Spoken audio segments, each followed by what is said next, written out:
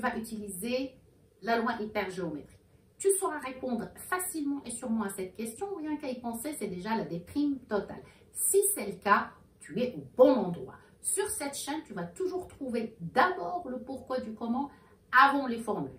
C'est pour ça, abonne-toi tout de suite. Parce que j'ai constaté que chez beaucoup de mes étudiants, le côté un petit peu abstrait des mathématiques et des statistiques les empêchait d'avoir l'utilité et la puissance de ces outils dans la prise d'une décision éclairée, que ce soit pour le business ou pour tout autre domaine.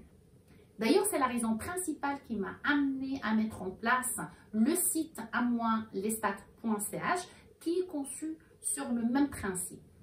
Le sens avant les formules. Je t'ai mis le lien dans le descriptif. Va jeter un coup d'œil. Tu vas trouver du contenu gratuit. Tu vas trouver également des offres. Et si jamais il n'y a rien qui te convient, contacte-moi et certainement, je ne vais pas te laisser tomber.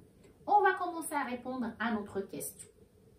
La loi hypergéométrique s'applique aux variables discrètes. Si tu as un petit peu de mal à déterminer facilement et correctement la nature d'une variable, j'ai mis une vidéo qui l'explique clairement et facilement. Le lien apparaît en haut. Il est très important que tu maîtrises d'abord cette notion-là pour appliquer correctement aussi les lois.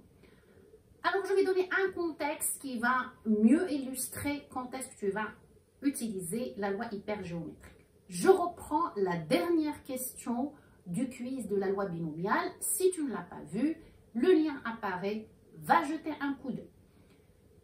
On a 30 étudiants, dont 10 qui sont en international business et puis 20 qui sont en économie d'entreprise. Supposons que je voudrais constituer un groupe de 5 étudiants, par exemple, pour un projet, et j'aimerais savoir quelle est la probabilité que j'ai exactement 2 étudiants qui viennent de la filière International Business.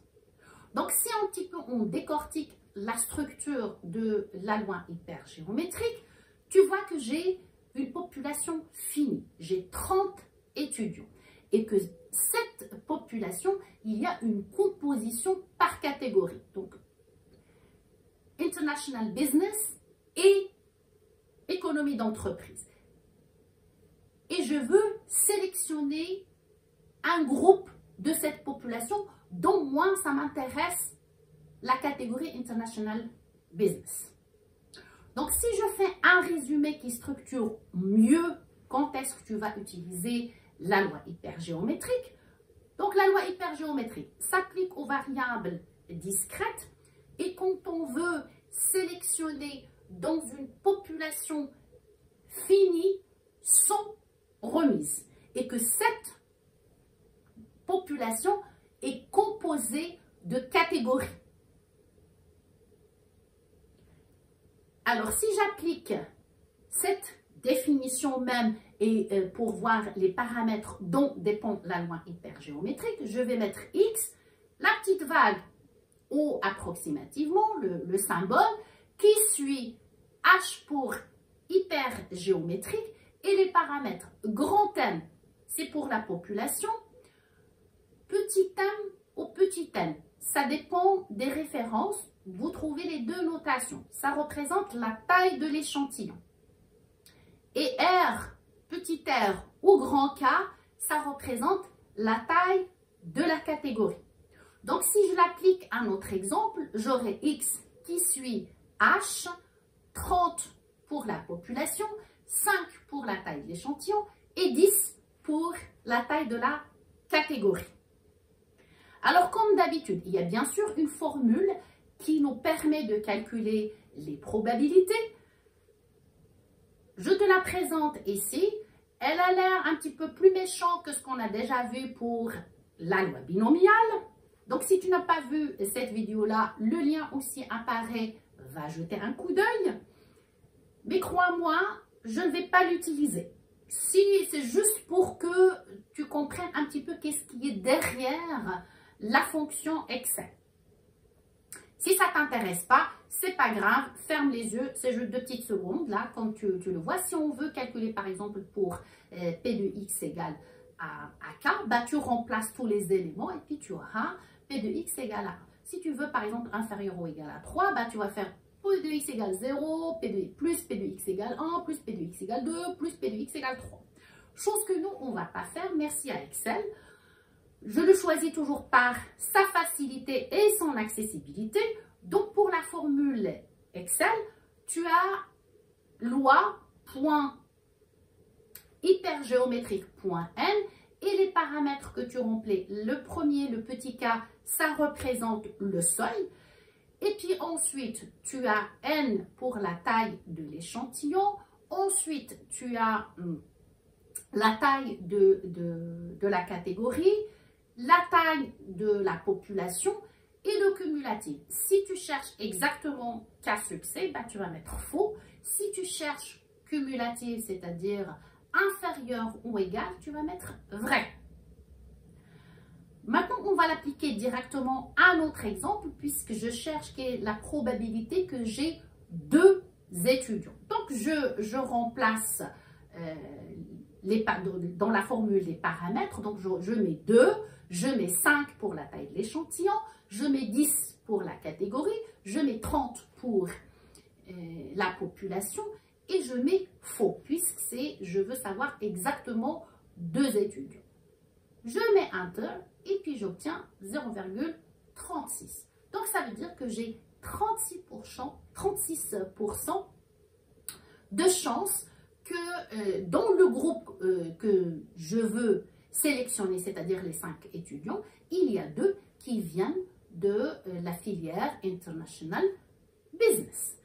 Maintenant, si je veux calculer P de x inférieur ou égal à K, bah, tout simplement, je l'ai dit tout à l'heure, donc je remplace enfin, chaque paramètre et à la fin, je vais mettre vrai. Si je veux P de x strictement inférieur à K, je vais laisser la même chose. La seule différence, c'est qu'au lieu de K, je vais mettre K-1, puisque le K, il n'est pas inclus, donc strictement inférieur à K. Si je veux P de x supérieur ou égal à K, Excel ne donne pas la formule directe, mais comme on sait que la somme des probabilités est égale à 1, ben je vais faire tout simplement 1 moins tout simplement la fonction pour inférieur enfin strictement inférieur à K, donc j'aurai K-1 et j'aurai vrai. Si je veux P de x strictement supérieur à K, là par contre, j'aurai que faire 1 moins la fonction pour inférieur ou égal. Donc j'aurai K et puis vrai. Alors, j'espère que c'est assez clair. Et pour quand même vérifier si c'est bien rentré dans la petite tête, on va passer à un quiz. Mais avant, j'aimerais bien que tu mets la vidéo sur pause avant de voir les réponses. Tu écris ta réponse et n'oublie surtout pas de mettre ton score.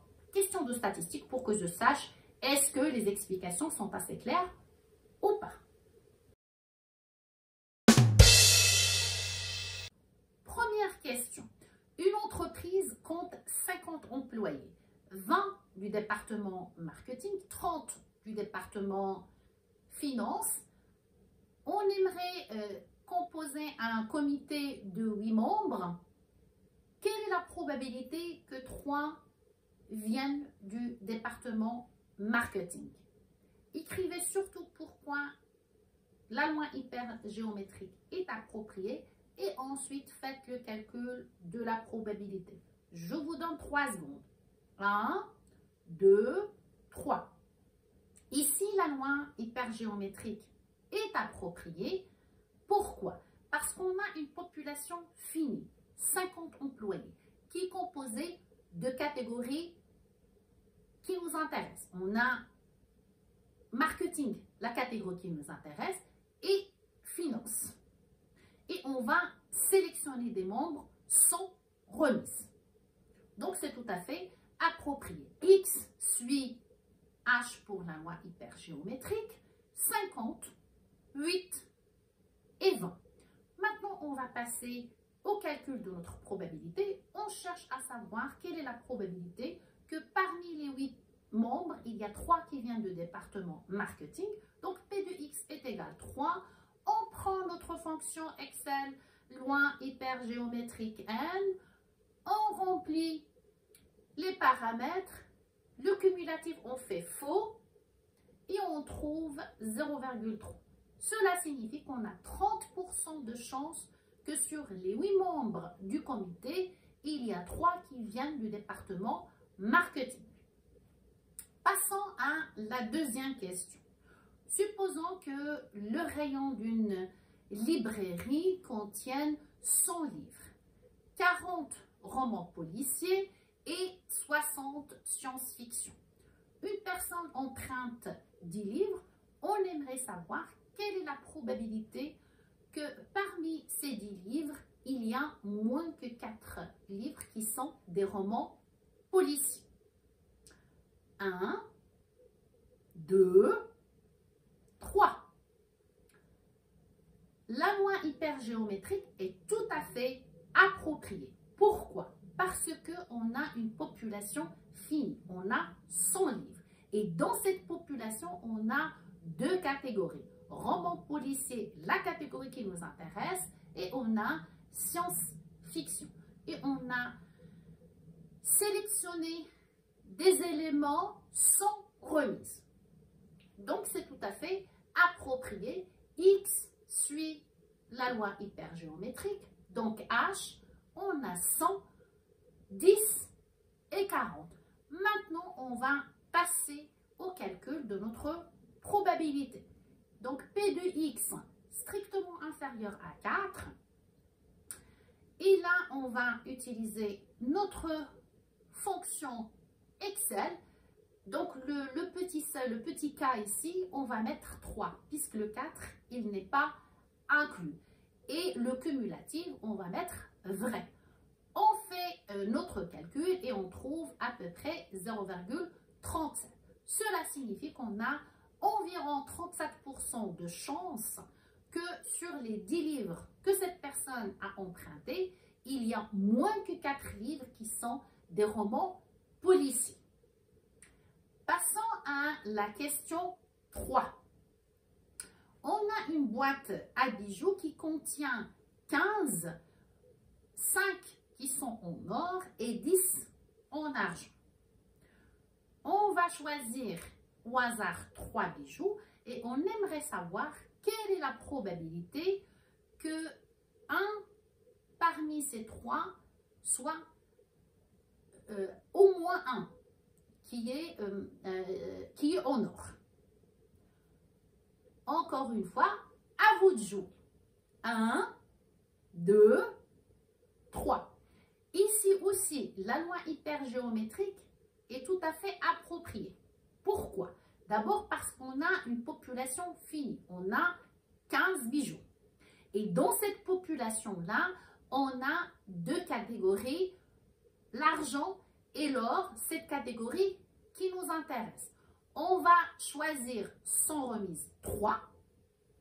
Donc, c'est tout à fait approprié. Dans ce cas, on aura X, H, qui suit bien sûr H. Et là, on aura 15, 3 et 5. Et maintenant, on va passer au calcul de notre probabilité. Donc, on cherche P de X supérieur ou égal à 1.